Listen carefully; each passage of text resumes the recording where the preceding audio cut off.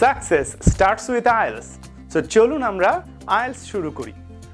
IELTS এর details জানবো এই ভিডিওতে, যে আইএলস কিভাবে পরীক্ষা দিতে হয়, আইএলস টেস্ট আসলে কি, এটার টেস্ট ফরম্যাটগুলো কি কি, এটার মডিউলসগুলো কি কি, এবং আইএলস এর ফ্যাক্ট এবং মিথগুলো নিয়ে আলোচনা করব। তো প্রথমেই চলে যাই আইএলস টেস্ট, এই জিনিসটা আসলে কি, what is IELTS.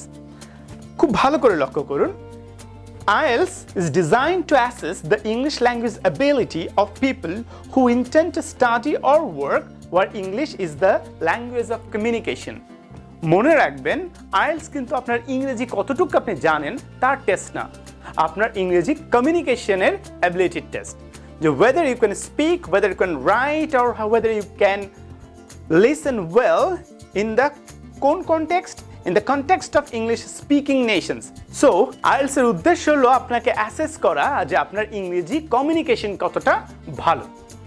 So IELTS এর পার্টনার্স কারা কারা? IELTS এর পার্টনার তিনটা, ব্রিটিশ কাউন্সিল, IDP অস্ট্রেলিয়া এবং ইউনিভার্সিটি অফ কেমব্রিজ, যেখান থেকে আমি আমার কেমব্রিজ সেল্টা সার্টিফিকেশনটা নিয়েছি। ব্রিটিশ কাউন্সিল এবং IDP তারা হলো পরীক্ষাগুলো নিয়ে থাকেন। ব্রিটিশ কাউন্সিল কোচিং করায়, IDP কোচিং করেন না, বাট IDP বাইরে যাওয়ার ব্যাপারে আপনাদেরকে হেল্প করেন, ব্রিটিশ কাউন্সিল আবার সেটা করে না। আর কেমব্রিজ ইউনিভার্সিটি কোয়েশ্চেন, রিসার্চ এইগুলো নিয়ে কাজ করে থাকে। এরপরে আসতেছে আইএলটিএস এর মডিউল কয়টা? আইএলটিএস এর মডিউল দুটো, একটা হলো একাডেমিক মডিউল আর একটা হলো জেনারেল ট্রেনিং। একাডেমিক মডিউল হলো যারা English speaking country, UK, America বা কানাডাতে বা অস্ট্রেলিয়াতে পড়ালেখা করতে যেতে চায় তাদের জন্য একাডেমিক, আর যারা ইমিগ্রেশন পারপাসে বা কাজ করতে যেতে চায় তাদের জন্য জেনারেল ট্রেনিং। আইএলটিএস এর টেস্ট রেজাল্টগুলো সাধারণত 2 বছরের জন্য ভ্যালিড থাকে এবং এই ব্যান্ড স্কোর আপনাকে একটা ব্যান্ড স্কোরে দেওয়া হয় LRWS, মানে লিসনিং, রিডিং, রাইটিং এবং স্পিকিংয়ে, যেটা থাকে 1 থেকে 9-এর। এবং এখানে কোনো আসলে পাস ফেল নেই। অনেকের ধারণা স্যার আইএলটিএসে পাস করবো, তো আইএলটিএসে কোনো পাস ফেলই নেই অ্যাকচুয়ালি। সো আইএলটিএসের ব্যান্ড স্কোরসগুলো হলো 1 থেকে 9, যেখানে 6 হলো কম্পিটেন্ট ইউজার, 7 হলো গুড ইউজার, 8 হলো ভেরি গুড ইউজার এবং ব্যান্ড 9 হলো এক্সপার্ট ইউজার। সাধারণত ম্যাক্সিমাম কান্ট্রিতে একাডেমিক পারপাসে 6.5 হলেই অ্যাকচুয়ালি যাওয়া যায়। সো আপনি কম্পিটেন্ট ইউজার হলেই আপনি ম্যাক্সিমাম কান্ট্রিতে, 80% কান্ট্রিতে, 80% ইউনিভার্সিটিতে অ্যাপ্লিকেশন করার সুযোগ পেয়ে থাকেন। এবার আসছি আইএলটিএস টেস্ট ফরম্যাট নিয়ে।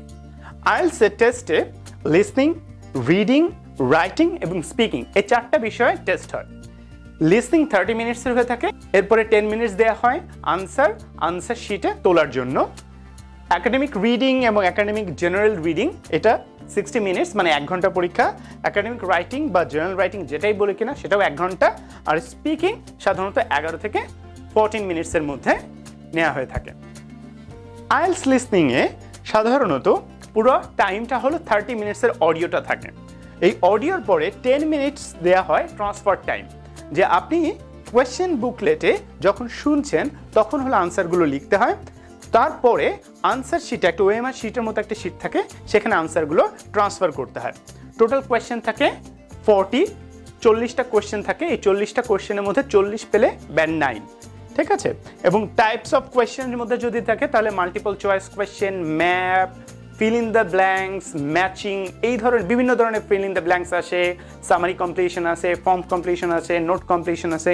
সো এইগুলোই কমন কোয়েশ্চেন থাকে।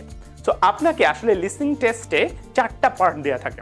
প্রথম পার্টে সাধারণত একটা সোশ্যাল কনটেক্সে, যেমন ধরেন আপনি ব্যাংকে গিয়েছেন, অথবা কোনো ফর্ম ফিল আপ করছেন, অথবা কোনো একটা ফেয়ারে আপনি অংশগ্রহণ করবেন, কোনো একটা জায়গায় মেম্বারশিপ নেবেন বা ড্রাইভিং লাইসেন্স করতে যাবেন, এই ধরনের সোশ্যাল কনটেক্সটে 2 জন কথা বলে। পার্ট 2তে একটা মনোলগ থাকে, মানে একজন কথা বলছে। মনে করেন কোনো একটা মিউজিয়ামে গিয়েছেন, মিউজিয়ামটা কেউ ঘুরিয়ে দেখাচ্ছে, বা কোনো একটা পার্কে গিয়েছেন, সে পার্ক সম্পর্কে কেউ কিছু বলছে, অথবা কেউ আপনাকে একটা ইউনিভার্সিটিতে গিয়েছেন, সেই ইউনিভার্সিটিটা ঘুরিয়ে দেখাচ্ছে। পার্ট 3তে আবারও কনভারসেশন, কিন্তু এই কনভারসেশনটা হয় ট্রেনিং বা ক্লাসরুম সিচুয়েশনে। সাধারণত 2 জন স্টুডেন্টস অ্যাসাইনমেন্ট নিয়ে বা তাদের কোনো প্রজেক্ট নিয়ে কথা বলে। পার্ট 4-এ এই জায়গাটায় আবারও মনোলগ। একজন টিচার বা কোনো ফ্যাকাল্টি বা কোনো একজন জ্ঞানী লোক উনি কোনো একটা টপিকের উপর একটানা একটা লেকচার দিয়ে যান। সো লিসনিং টেস্টে আপনার যে স্কিলসগুলো অ্যাসেস করা হয় সেটা হলো আন্ডারস্ট্যান্ডিং অফ মেইন আইডিয়া এবং স্পেসিফিক আইডিয়া, আপনি বুঝতে পারেন কিনা, কোনো রিকোয়েস্ট বা কোনো অ্যাটিটিউড বা পারপাস অফ স্পিকিং আপনি ধরতে পারেন কিনা, এবং আপনি কোনো একটা আর্গুমেন্টের ডেভেলপমেন্ট কীভাবে হচ্ছে সেটা ফলো করতে পারেন কিনা, এইগুলো টেস্ট করা হয় লিসনিংয়ে। এবারে আসি রিডিং। রিডিং টেক্সট 60 মিনিটের এবং এখানে কোনো ট্রান্সফার টাইম নেই এক্সট্রা। সো 1 ঘন্টার মধ্যে আপনাকে কোয়েশ্চেন বুকলেটেও আনসার লিখতে হবে, অথবা আপনি সরাসরি কোয়েশ্চেন যে আনসার শিট সেখানেও আনসার লিখতে পারেন। তবে আমরা সাজেস্ট করি আগে কোয়েশ্চেন বুকলেটে আপনি আনসারটা লিখুন, তারপরে আপনি শেষের দিকে গিয়ে আপনি আনসার শিটে আনসারটা তুলুন। এখানেও 40টা কোয়েশ্চেন্স থাকে। একাডেমিক রিডিংয়ে সাধারণত 3টা প্যাসেজ থাকে এবং প্যাসেজগুলো বেশ বড় বড় হয়ে থাকে, প্রায় 2 পৃষ্ঠার মতো এক একটা প্যাসেজ হয়ে থাকে, এবং এখানে প্রায় 18 ধরনের কোয়েশ্চেন্স আসে। তার মধ্যে কমন যে কোয়েশ্চেনগুলো হলো heading matching, information matching, factor matching, বিভিন্ন ধরনের ফিল ইন দ্য ব্ল্যাঙ্কস আছে, তারপরে শর্ট আনসার কোয়েশ্চেন আছে, এমসিকিউ আসে। সো এই কোয়েশ্চেনগুলো এসে থাকে, ট্রু ফলস নট গিভেন আসে, ইয়েস নো নট গিভেন আসে। সো এইগুলো সবচেয়ে বেশি কমন এই কোয়েশ্চেনগুলো এসে থাকে। একাডেমিক রিডিং টেস্টের যে টেক্সটগুলো নেওয়া হয় এগুলো সবই অথেন্টিক টেক্সট, মানে আপনি কোথাও কমন পাবেন না। এগুলো সাধারণত কোনো একটা জার্নাল থেকে নেওয়া হয় এবং এগুলো লেখা হয়েছে এমন লোকদের জন্য যারা শিক্ষিত বাট স্পেশালিস্ট না, এমনভাবেই লেখা হয়ে থাকে। এবং এই যে এসেগুলো বা এই যে প্যাসেজগুলো সেগুলো ডিসকার্সিভ হতে পারে, সেগুলো আর্গুমেন্টেটিভ হতে পারে, নন আর্গুমেন্টিভ হতে পারে, এবং মাঝে মাঝে নন ভার্বাল ইমেজও থাকতে পারে টেক্সটের সাথে। সো এই হলো আপনার রিডিং টেস্ট একাডেমিকটা। বাট জিটিতে আপনি পার্ট 1-এ পাবেন 2টো প্যাসেজ, পার্ট 2-তে পাবেন 2টো প্যাসেজ, পার্ট 3-তে পাবেন একটা প্যাসেজ। পার্ট 1 এবং 2-তে যে প্যাসেজগুলো এগুলো অপেক্ষাকৃত ছোট থাকে, মানে 1 পৃষ্ঠার মধ্যে থাকে। সো প্রথম মিশে 2টো প্যাসেজ থাকবে পার্ট 1-এ, পার্ট 2-তে থাকবে 2টো, এবং পার্ট 3-তে থাকবে একটা, যেটা কিনা একাডেমিক রিডিংয়ের মতোই বড় হয়ে থাকে। রিডিংয়ে আপনাকে অ্যাসেস করা হয় কি? রিডিংয়ে আপনাকে অ্যাসেস করা হচ্ছে আপনি জিস্ট মিনিংটা বুঝতে পারেন কিনা, আপনি মেন আইডিয়া ধরতে পারেন কিনা, আপনি স্পেসিফিক ডিটেলগুলো ধরতে পারেন কিনা, আপনি ইনফারেন্স বা ইমপ্লাইড যে মিনিং সেটা ধরতে পারেন কিনা, আপনি কোনো রাইটারের অপিনিয়ন, অ্যাটিটিউড, পারপাস ধরতে পারেন কিনা, এবং কোনো আর্গুমেন্ট ডেভেলপ করে যে আপনি ফলো করতে পারেন কিনা যে আর্গুমেন্টটা আসলে শেষে কি বলেছে। সো এগুলোই আসলে সাধারণত রিডিংয়ে আপনাকে জাজ করা হয়। এবারে আসি রাইটিং নিয়ে। রাইটিংয়েও 1 ঘন্টা থাকে, বাট এখানে 2টো টাস্ক থাকবে। টাস্ক 1-এ সাধারণত একাডেমিক রাইটিংয়ে কি করতে হয়, 150 ওয়ার্ডের একটা লেখা লিখতে হয়, একটা রিপোর্ট রাইটিং থাকে, এবং পার্ট 2-তে বা টাস্ক 2-তে আপনাকে 250 ওয়ার্ডের, মিনিমাম 250 ওয়ার্ডের একটা টাস্ক 2 লিখতে হয়।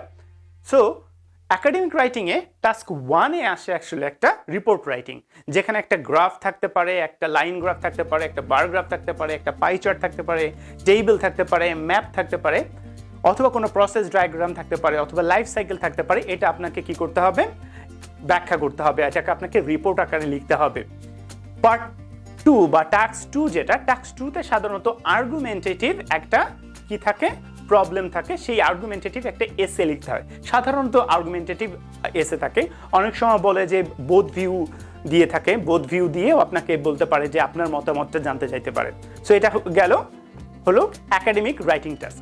জিটি রাইটিং টাস্কে আবার একটু ডিফারেন্ট আছে। জিটি রাইটিং টাস্কের টাস্ক 1 আসলে লেটার লিখতে হয় একটা, ইদার সেটা সেমি ফর্মাল হতে পারে, ফর্মাল হতে পারে, ইনফর্মাল হতে পারে। সো একটা লেটার লিখতে হয় এবং লেটারে কিউগুলো দেওয়া থাকে এবং 3টা করে কোয়েশ্চেন্স দেওয়া থাকে। সো ডিটেলসে আপনাকে ওখানে লিখতে হবে। আর টাস্ক 2টা অ্যাকচুয়ালি একাডেমিকের মতোই, কিন্তু এই জায়গাগুলোতে একটু ডিফারেন্স আছে। এখানে সাধারণত কজ, ইফেক্ট, সলিউশন অথবা অ্যাডভান্টেজ, ডিসঅ্যাডভান্টেজ এই ধরনের কোয়েশ্চেনগুলো বেশি আসে। রাইটিং টেস্টে আপনাকে কিসের উপর জাজ করা হয়? আপনাকে জাজ করা হয় আপনার রাইটিং এবিলিটির উপর, আপনার টাস্ক অ্যাচিভমেন্ট, টাস্ক রেসপন্সের উপর, আপনার কোহেশন এবং কোহেরেন্সের উপর, আপনার ভোকাবুলারির উপর, আপনার লেক্সিক্যাল রিসোর্স কেমন আছে, আপনার গ্রামাটিক্যাল রেঞ্জ এবং আপনার অ্যাকুরেসির উপর। সো এই বিষয়গুলো নিয়ে রাইটিং টাস্কে জাজ করা হয়। এবার আসি স্পিকিং টেস্ট। স্পিকিং টেস্টটা সাধারণত 11 থেকে 14 মিনিট কেন 11 থেকে 14 মিনিট? কারণ এভাবেই লেখা আছে 11 থেকে 14 মিনিট, তাই আমরাও সবসময় বলি যে 11 থেকে 14 মিনিটসের মধ্যেই এই টেস্টটা হয়ে থাকে। এটা আসলে একটা ফেস টু ফেস ইন্টারভিউ এবং it's a formal interview. So এখানে পুরোটা টেস্টে অ্যাকচুয়ালি রেকর্ড করা হয়ে থাকে। এটাও 3টা পার্টে। ফার্স্ট পার্টে সাধারণত আপনার ইন্ট্রোডাকশনটা নেওয়া হয়, আপনার পাসপোর্টটা দেখতে চাওয়া হয় এবং তারপরে ফ্যামিলিয়ার কোনো টপিক, আপনার হোম, আপনার জব, আপনার কান্ট্রি, আপনার হোম টাউন, এরকম 2টো টপিকে সাধারণত 4-8টা কোয়েশ্চেন করে থাকে। এটা হলো গেল পার্ট 1। পার্ট 2তে গিয়ে ইন্ডিভিজুয়াল লং টার্ন। এইখানে আপনাকে আসলে 3 থেকে 4 মিনিট সময় নেওয়া হয়। এখানে আপনাকে একটা কিউ কার্ড দেওয়া হবে বা টপিক কার্ড দেওয়া হবে। সেখানে একটা টপিক থাকবে এবং তার সাথে 4টা সাব কোয়েশ্চেন থাকে। সো আপনাকে 1 মিনিট টাইম দেওয়া হবে আপনাকে নোট নেওয়ার জন্য। আপনি নোট নেবেন, পেন্সিল এবং পেপার তারা দিয়ে দিবে। তারপরে আপনাকে 1 থেকে 2 মিনিট বলতে বলা হবে ওই টপিকটার উপরে এবং এখানে থামা যাবে না। আপনি যদি থেমে যান তাহলেই কিন্তু আপনার মার্কস কাটা যাবে। সো এক্সামিনার আপনাকে থামিয়ে দেবে তাদের প্রয়োজন হয়ে গেলে। সো এইটা হলো পার্ট 2। পার্ট 3তে কি করে? পার্ট 3তে 2-ওয়ে ডিসকাশন। এখানে একটু লং কোয়েশ্চেন আর আনসারটা একটু লং হয়। যে এক্সামিনার কি করেন, ওই যে পার্ট 2তে আপনাকে যে টপিকটা নিয়ে আলোচনা করেছিলেন, যে টপিকটা কিউ কার্ড ছিল, ওইটার সাথে রিলেটেড, ক্লোজলি রিলেটেড বিষয় নিয়ে আপনাকে কোয়েশ্চেন করতে থাকে। এখানেও প্রায় 8টার মতো কোয়েশ্চেন করে থাকে। সো এইখানে আনসারগুলো একটু লং দিতে হয়। এখানে কোয়েশ্চেনগুলো আপনার অপিনিয়ন বেসড, আপনি কি চিন্তা করেন, হোয়াট ডু ইউ থিঙ্ক, এটার অ্যাডভান্টেজেস কি, কম্পেয়ার করতে বলতে পারে। সো এই বিষয়গুলো নিয়ে আপনাকে কোয়েশ্চেন করে পার্ট 3তে। সো পার্ট 3টা খুব ইম্পর্ট্যান্ট। পার্ট 2 এবং পার্ট 3 আমরা সবসময় বলি স্টুডেন্টদেরকে যে খুব গুরুত্ব দিয়ে করতে।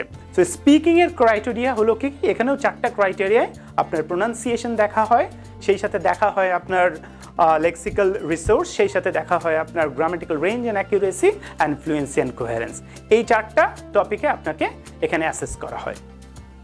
সো এই ছিল the introduction of IELTS. So what are you waiting for? The world is waiting for you. Let's get started. Join our IELTS Premium course.